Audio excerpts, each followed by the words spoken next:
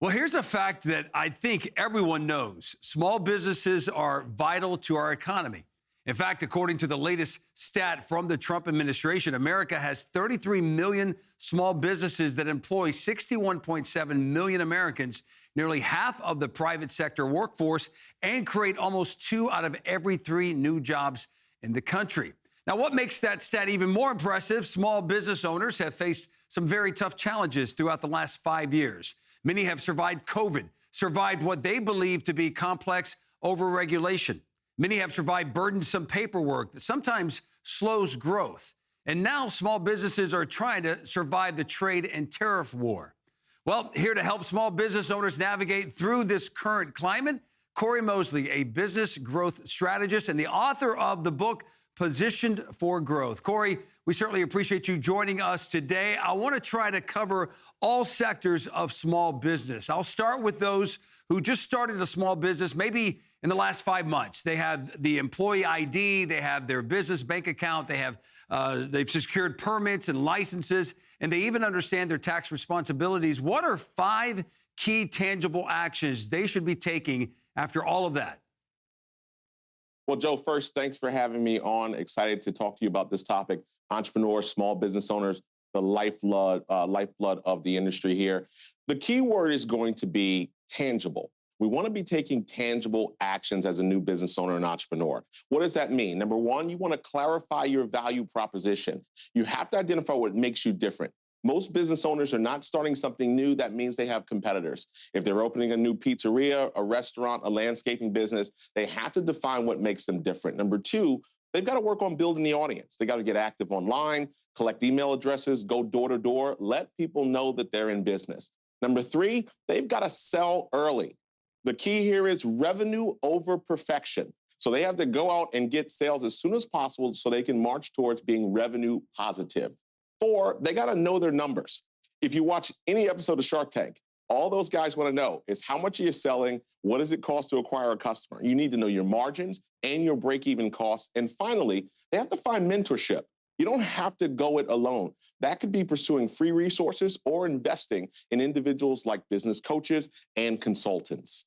All right, that's a great list to start off. Let's move on to those who have been operating maybe for 3 to 5 years now. And with the new administration comes new changes and challenges for some. There are hundreds of people in the ear of small business owners willing to share their unsolicited advice. Let's go through them. Family members, you got employees, you have non-experts, strangers, and of course the deacon from the church. What do you believe, though, Cory, should be the focus right now? Whether Mike in Denver, Colorado, like you said, operating a pizza restaurant, or Joy, she's selling flowers in her little corner store on the main street in Naples, Florida.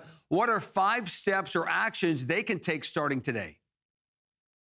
Well, as much as people don't like uncertainty, uncertainty brings an opportunity to do a couple key things. One, reassess your ideal customer. You might need to update who you serve and making sure that your marketing, your branding, and your sales offerings align with those customers. Next is we want to be focused on automating and delegating. You have to remove yourself as the bottleneck from the business. I also encourage people to work on improving the customer experience. We've got apps and technology that now allows us to do a lot of great things to really wow our customers.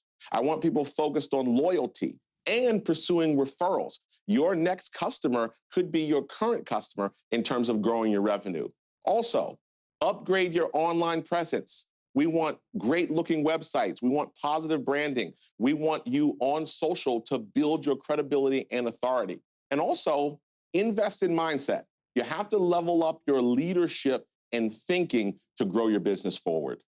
I know, Cory, we could spend probably 30 minutes or an hour talking about promotions and marketing just alone, especially with social media, but maybe for another day. All right, our final group, those who are watching this, and maybe they're starting to hear what you're saying about wanting to start a business. What is your advice on how to get started? Not just with paperwork, the IDs and the LLCs and all of that, but the stages before that, including research, maybe discussing with experts before anything else is done, maybe talking to a family member, because they want to go from that to moving forward with this huge life and work commitment. What would those be? What would that advice be to those people?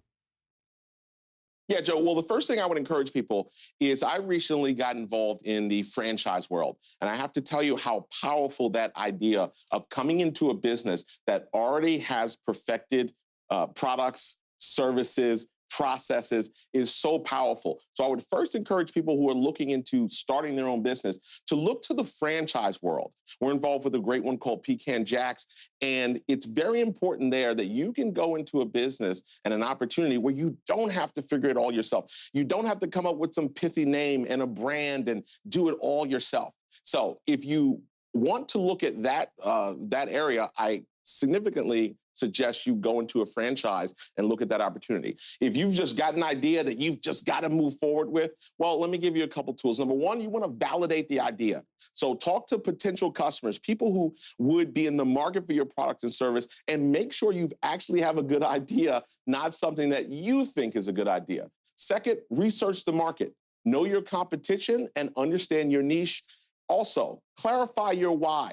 Is this freedom? Is this wealth? Is this impact? Why do you want to do this? And always test first. Start simple, get feedback early. And the last thing I can't say enough, you have to consult experts. I understand you can go on YouTube, you can ask ChatGPT lots of questions, but you want sound legal advice, financial advice, and strategic input. And I always encourage people, Joe, don't confuse activity with progress.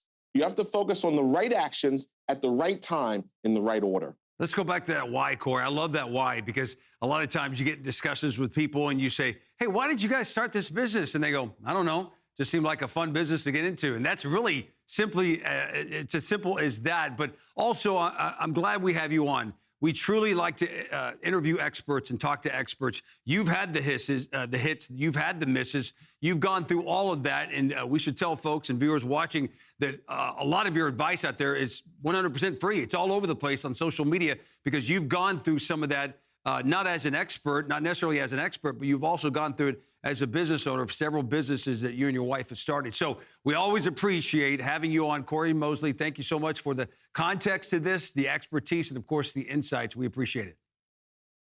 Joe, thank you.